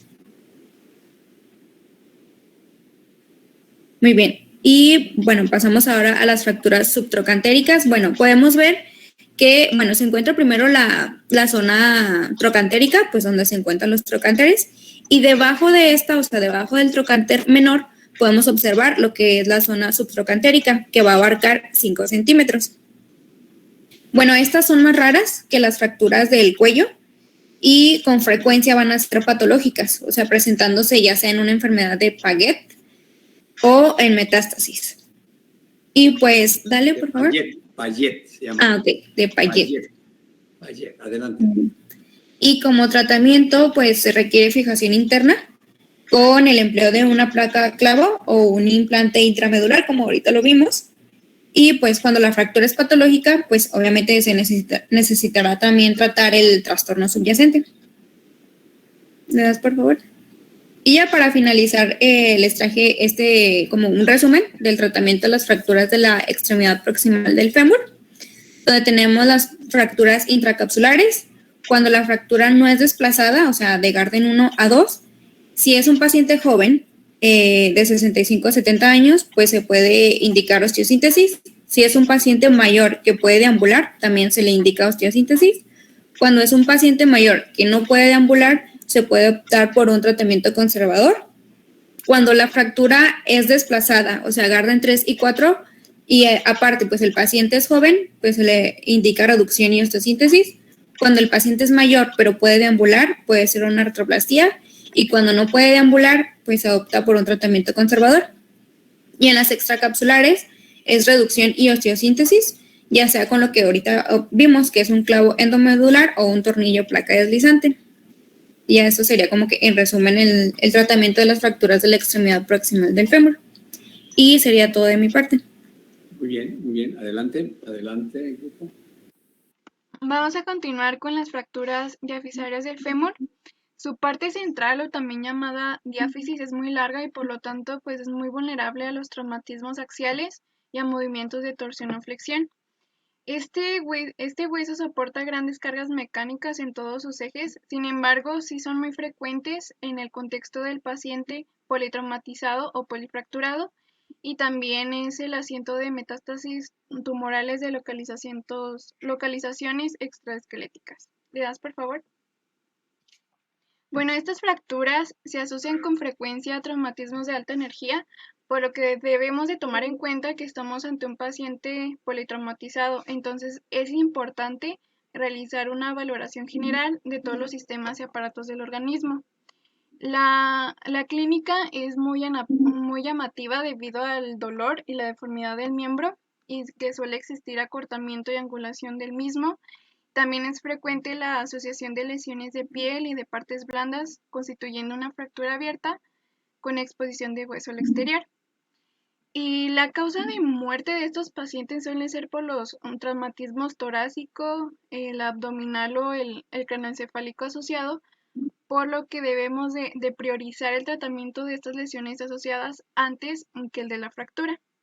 Y una vez estabilizado el paciente, hay que tratar de alinear el eje longitudinal realizando una tracción suavemente en la pierna. Después debemos de tratar de inmovilizar este con una férula o un entablillado para así facilitar su traslado sin dolor. También se valorarán las posibles lesiones neurovasculares asociadas palpando pulsos distales y realizando una exploración neurológica del pie. Estas fracturas suelen tener grandes pérdidas de sangre, por lo que también es importante en tratar la posible alteración hemodinámica. ¿Le das, por favor? La sospecha ya clínica de una fractura de fisaria de fémur pues se confirma al realizar una radiografía de proyección anteroposterior y lateral de todo el fémur, incluidas la cadera y la rodilla. También se debe asociar siempre una radiografía anteroposterior de pelvis y un estudio de la columna lumbosacra. Y a pesar de que no es muy frecuente, también hay que considerar la asociación con las fracturas del cuello femoral, ya que a veces pasan desapercibidas en más del 30% de los casos. ¿Le das, por favor? Bueno, no existe ninguna clasificación universalmente aceptada, pero es frecuente describirlas por su localización, ya sea tercio medio, superior o inferior, por su trazo de fractura o por la conminución. Y pues entre las distintas clasificaciones, una de las más utilizadas es esta, la de Winkes y Hansen, que valora el grado de conminución de la fractura. Por ejemplo, ahí podemos ver que el grado 1 es mínima o no hay, el grado 2 es moderada y es del menor del 50% de contacto cortical, el grado 3 ya es grave, es mayor del 50%, y el grado 4 es una conminución segmentaria, ya hay pérdida completa de continuidad de las corticales de los principales fragmentos. ¿Le das, por favor? Estas fracturas son quirúrgicas. De hecho, el tratamiento conservador no está indicado en el adulto, a excepción de una contraindicación absoluta de la cirugía por carencia de medios técnicos, y pues este nada más consiste en un periodo pues, prolongado de encanamiento con tracción esquelética y se sigue una mayor frecuencia de complicaciones hematológicas, cutáneas, respiratorias, etcétera, así como de deformidades residuales. Y en el caso de los pacientes pediátricos, esto está indicado y suele ser consistente en un periodo inicial de tracción seguida de una inmovilización con un yeso pelvipédico. ¿Le das, por favor? Ya una vez estabilizado el paciente y ya se valoró las lesiones asociadas, ya se puede proceder al tratamiento quirúrgico, ya sea individualizado o asociado a la reparación de otros problemas viscerales. ¿Le das, por favor? Vamos a empezar con este que ya lo han mencionado anteriormente, el enclavado endomedular. Este consiste en la introducción de un clavo a través de una pequeña incisión desde la parte proximal del fémur a nivel del trocante mayor, lo que le da un acceso directo y recto al canal medular. Y una vez reducida la fractura y medida la longitud necesaria del clavo, se introduce a través de una guía, ya que el clavo es hueco. Aquí se bloquea el clavo para poder evitar su desplazamiento o rotación del mismo sobre el eje de los fragmentos.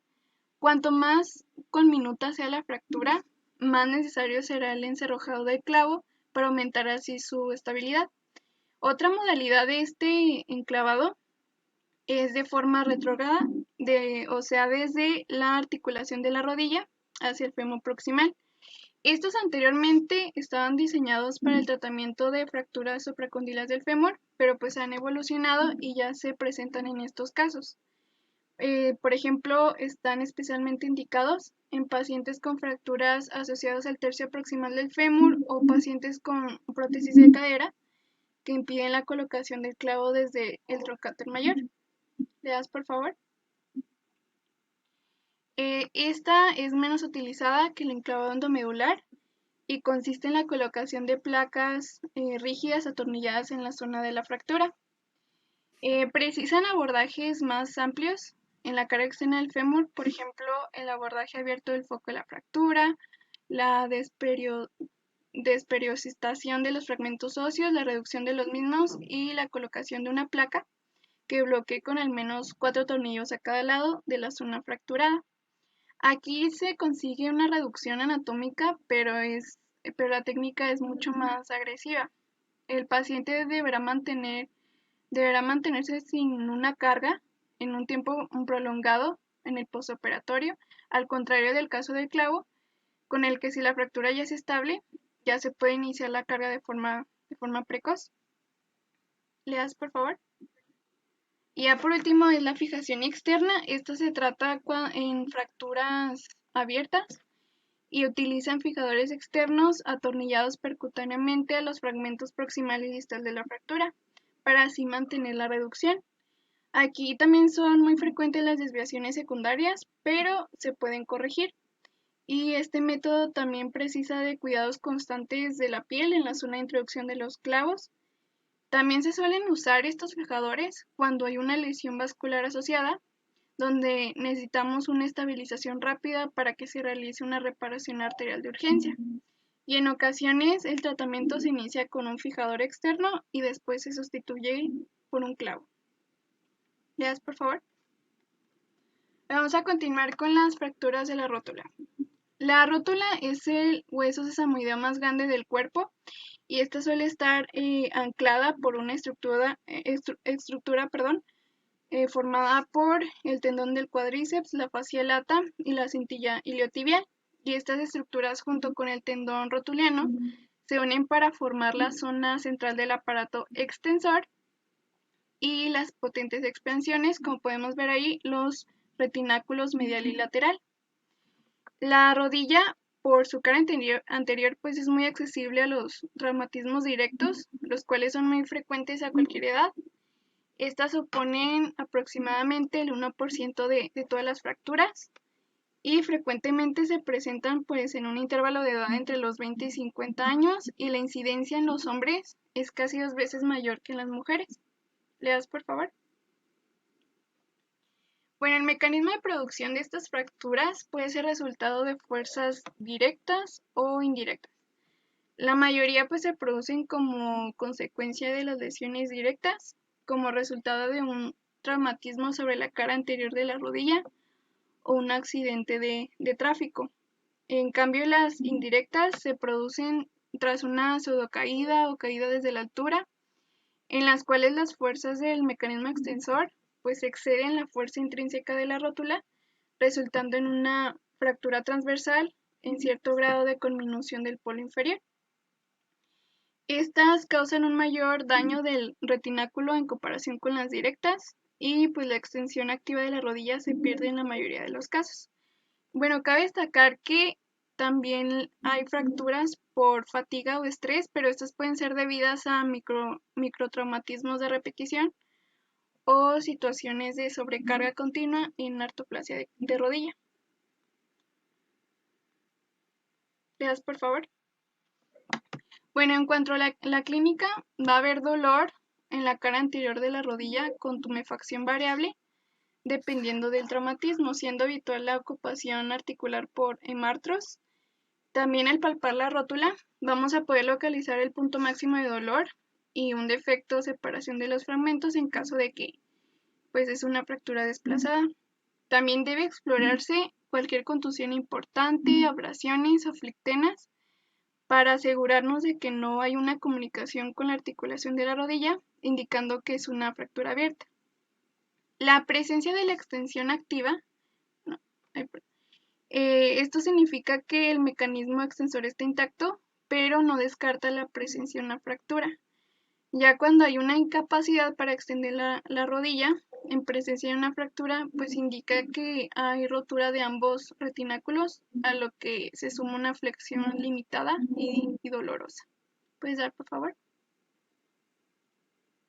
En cuanto a su clasificación, la Orthopedic Trauma Association pues clasifica las fracturas en 3 grandes grupos, que podemos observar en el primero, que es extraarticular. Aquí el mecanismo extensor está lesionado y aquí pues interviene la osteocondral o polo distal. Podemos observar en la imagen derecha. También está la intraarticular parcial. Aquí el mecanismo extensor está intacto. Aquí intervienen las fracturas, bueno, de trazo vertical. Y por último, la articular completa. Aquí nos indica que hay una ruptura del mecanismo extensor, que aquí intervienen las transversas y las colminutas. ¿Puedes dar, por favor? También hay otra clasificación de acuerdo a su mecanismo de producción. Por traumatismo directo son las verticales o longitudinales, las colminutas, las marginales o las osteocondrales. Y por traumatismo indirecto están las transversales, las polares o por arrancamiento óseo. ¿Das, por favor? Bueno, en cuanto al diagnóstico, pues clínicamente debemos de tomar en cuenta los antecedentes pues traumáticos, ya sea que si fue por un golpe directo, un traspié al bajar un escalón o un resalte en el suelo con caída inmediata o también un accidente de tráfico. También cabe destacar que las fracturas desplazadas son fáciles de detectar, especialmente pues si están abiertas. Y aquí pues la rodilla va a estar hinchada, se palpa una brecha entre los fragmentos, también va a haber una imposibilidad de mantener la extensión de la pierna, suele existir los hemartros y hay más infiltración subcutánea. Y aquí se recomiendan las proyecciones anteroposterior, aunque estas son poco precisas debido a la superposición con el fémur. Sin embargo, podemos valorar la presencia de lesiones óseas asociadas. La ideal es la proyección lateral, ya que valora el grado de conminución, desplazamiento de los fragmentos, así como la afectación de la superficie articular. Y bueno, aquí también cabe destacar que las fracturas de trazo vertical son difíciles de objetivar y hay que descartar fracturas marginales de la llamada rótula biparpita, que pueden observar en la imagen, que se localiza en el ángulo superexterno con un trazo oblicuo de arriba hacia abajo, de silueta lisa, sin línea quebrada y siempre de presentación bilateral, aunque las fracturas no tengan el mismo tamaño. ¿Puedes dar, por favor? Dentro de las pruebas complementarias, primero está la axial, la radiografía axial, que puede identificar defectos osteocondriales y fracturas de trazo vertical. También está la resonancia magnética, puede indicarse para identificar fracturas marginales o fragmentos osteocondrales libres y lesiones de partes blandas concomitantes de la rodilla. Y la tomografía axial computarizada puede ser útil para identificar las fracturas ocultas y evaluar la pseudoartrosis, consolidación viciosa o incongruencias articulares. Y por último, la gammagrafía ósea puede ser útil para valorar las fracturas por sobrecarga. Y aquí dentro del diagnóstico diferencial, pues la rótula tripartita que ya les acabo de explicar, la luxación de rótula, la rotura del tendón del cuádriceps o tendón rotuliano o lesiones ligamentarias. ¿Puedes dar, por favor? Bueno, aquí pues el desplazamiento también va a ser un criterio importante para elegir el tratamiento. Por ejemplo, las fracturas cerradas pues deben de cumplir estos criterios para poder ser tratadas de forma conservadora. Que haya integridad del mecanismo del aparato extensor, haya desplazamiento inferior a 2 milímetros de escalón en la superficie articular o un desplazamiento inferior a 3 milímetros de separación entre los fragmentos de la fractura. Y aquí en esta tabla pues yo les puse de forma resumida de qué tratamiento le vamos a dar qué fracturas. Por ejemplo, sin desplazamiento es el conservador, es una inmovilización de 4 a 6 semanas. Ya cuando hay desplazamiento, ya se procede a un tratamiento quirúrgico o cuando hay una conminución severa o fracturas osteocondrarias. ¿Das, por favor? Bueno, empezando con el tratamiento conservador, ese está indicado para los pacientes que cumplen los criterios que les acabo de mencionar y en aquellos pacientes cuyo estado general pues no les convenga la opción quirúrgica. Y pues aquí el tratamiento consiste en colocar un yeso conformado o férula de yeso posterior en extensión casi completa durante 4 o 6 semanas. El paciente podrá realizar cargas según lo tolere en fracturas longitudinales y en carga parcial en fracturas transversales no desplazadas. Y aquí el protocolo a seguir pues es de 0 extensión de rodilla durante 2 semanas, 0 a 45 grados de flexión durante 2 semanas, 0 a 90 grados de flexión durante este tiempo también, un movimiento completo de rodilla durante 2 semanas y posteriormente se permite que la carga sea completa. Este pues, tratamiento tiene muy buenos resultados generales, siendo la única complicación la limitación de la flexión de la rodilla. ¿Das, por favor? Ahora pues... Permítame, la anterior, por favor. La anterior. Fíjense bien, este es una inmovilización que va a ser férula también, que es una férula tipo corta. Es una férula que pues se puede usar en esguinces, se puede usar en fracturas de rótula. Igual, nada más que la diferencia es que la férula va a ser posterior. Y igual al tercio medio del muslo hasta el tobillo. El pie va a estar libre. Esos pacientes pueden de alguna manera apoyar, ¿de acuerdo? Entonces, esta es una férula corta, que lo vamos a ver en el taller, en el taller. Adelante. Muy bien.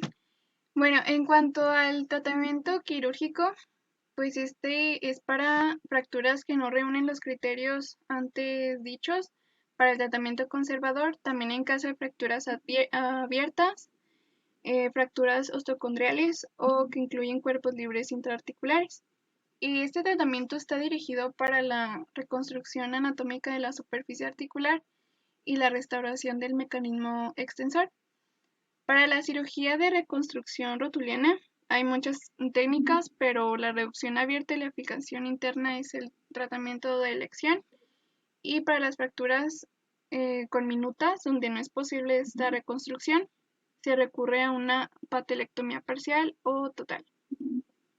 Permíteme la anterior. Vamos a aprovechar esa imagen, la anterior, por favor, la anterior. Fíjense bien.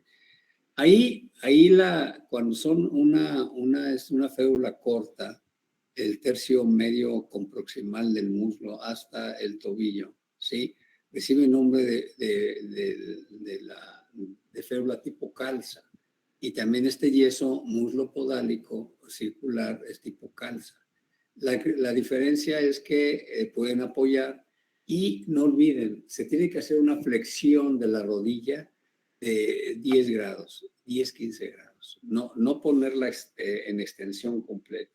Debe tener algo de flexión para evitar los trastornos circulatorios. ¿La que sigue? ¿Qué más? ¿Qué más? La otra, por favor. No en abordaje, por favor.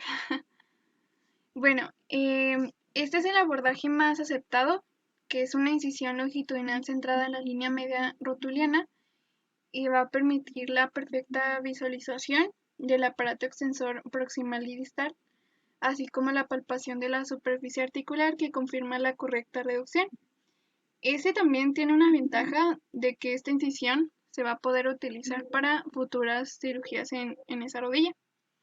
¿Le hace la siguiente, por favor? Muy bien, sí, cierto, correcto. Adelante. Bueno, este es para estabilizar fracturas transversas sin conminución de la rótula, combinando la reducción de la fractura mediante agujas de Kirchner y el cerclaje con alambre. Este va a permitir convertir las fuerzas de no tracción en fuerzas de compresión a través del foco de la fractura.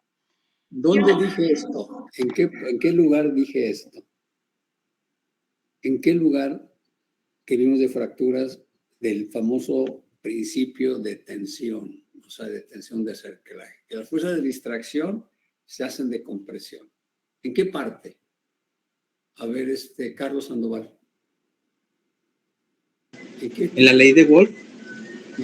No. ¿En qué otro tipo de fracturas se lleva a cabo este principio del tirante de tensión? Que las fuerzas de distracción se hacen de compresión. ¿En qué otra parte de fracturas? ¿En las fracturas del olecranon? Claro, en la fractura del olecranon, en el codo, ¿de acuerdo? ¿Sí? Bueno, es un principio, no olviden, la banda de tensión son aquí se ponen unos clavitos de Kirchner, en 8, y obviamente nos da excelentes resultados. La que sigue, adelante. Adelante, equipo. Muy bien, vamos a continuar con estos, que en vez de las agujas de Kirchner se utilizan tornillos pues canulados. Esta es una alternativa para las fracturas transversas sin conminución de rótula en pacientes con buena calidad ósea, demostrando superioridad biomecánica al sistema clásico con agujas de Kirchner. También la fijación con tornillos o agujas de Kirchner adicionales pueden utilizarse para convertir los patrones de fracturas más conminutas en patrones simples transversas. La siguiente, por favor. Muy bien. Y ya por último está la patelectomía parcial o total. La parcial está indicada para fracturas parcelarias cuyo grado en conminución es tan elevado que no resulta posible la osteosíntesis y consiste en la exéresis parcial de la rótula y el reanclaje del aparato extensor de la rodilla. Y pues frecuentemente la conminución se produce en los polos de la rótula, siendo más frecuente la destrucción del polo inferior. Y la total es cuando la conminución es de tal grado que no se puede conservar ningún fragmento. A diferencia de las parciales, donde los resultados generalmente son buenos, pues en esta técnica la función del aparato extensor pues queda comprometida. ¿Le hace la siguiente?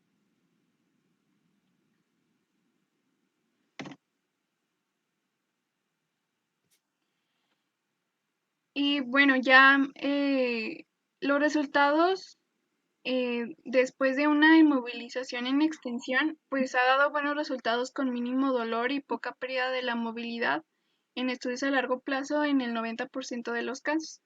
En el tratamiento quirúrgico pues varía según la técnica utilizada y aunque no es habitual que se produzcan, el manejo de esta patología pues no está exento de complicaciones, que vamos a destacar las siguientes. Puede haber pérdida de reducción, puede observarse en 1% de los casos. También puede haber una infección postquirúrgica, también una intolerancia al material de osteosíntesis en un alto porcentaje. Esto es muy frecuente en la utilización de los cerclajes y debido al poco espesor de las partes blandas que recubren la rótula. También puede haber rigidez articular, también rótula ínfera, pseudoartrosis y artrosis femorrotuliana. Y sería todo mi parte. Muy bien, pues felicidades, muy bien, excelente, excelente. Yo sé que tienen clase ahorita, es la 1 en punto, ¿sí? A ver, nada más rápidamente, Tobar Salomón, 30 segundos, ¿qué aprendiste en este tema, esta parte? Salomón Flores, Tobar. ¿Está? Salomón. Hace rato estaba fallando con su internet. A ver, Andrea Nava, rápidamente, 30 segundos. Sí, doctor. Bueno, pues primeramente, como dijo que se debe al momento de hacer una férula, se debe de hacer una flexión para evitar algún trastorno circulatorio, y pues en esta última parte que va a haber también otras fracturas en donde de ser de distracción se hacen de compresión, como es en la del Olecran. Muy bien. Y pues es lo que me llevo ahorita. Rápidamente, Piedad Martínez, ¿qué aprendiste? Rápidamente, tiene 30 segundos. Pues estuvo muy interesante la clase, doctor, los abordajes para las fracturas, tanto del fémur, y pues lo que dijo también al principio de la clase de los planos para la radiografía del